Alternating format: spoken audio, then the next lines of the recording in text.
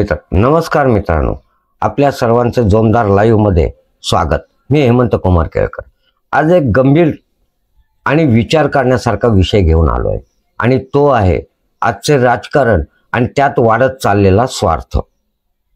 सध्याच्या राजकारणामध्ये समाजसेवा हे केवळ एक दिखाव्याचं नाव राहिलं आहे आणि त्याऐवजी स्वार्थाची चर्चा जास्त होत आहे। उदाहरणार्थ, आपल्या देशातील काही राजकारणी त्यांची सत्ता टिकवण्यासाठी समाजाच्या समस्या न सोडवता केवळ आपले फायदे वाढवण्याच्या विचारात असतात।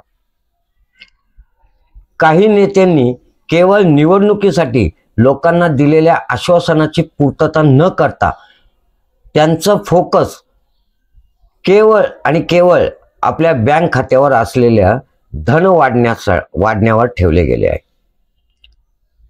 काही नेत्यांनी आपल्या मतदारसंघातील विकास कामं कमी केली आहेत। कारण सांगतायत निधी मिळत नाही, पण स्वतःच्या फायद्यासाठी भ्रष्टाचाराच्या योजनांना चालना दिली जात आहे। आजकाल 95% राजकारण स्वार्थावर आणि 5% समाजसेवा करण्यावर आधारित दिसतं। पण आपल्याला विचारावं लागेल, आपण एका लोकशाही देशात राहतो जिथे आपल्याला नेत्यांचा मुख्य उद्देश समाजसेवा असावा, लोकांच्या हिताचं रक्षण करणं असावा। परंतु वास्तविक काय आहे? स्वार्थाचा पगडा नेत्यांच्या कार्यावर वाढत चालला आहे, असं वाटतं का? तर हो, स्वार्थाचा पगडा नेत्यांच्या कार्यावर वाढत चाललाय।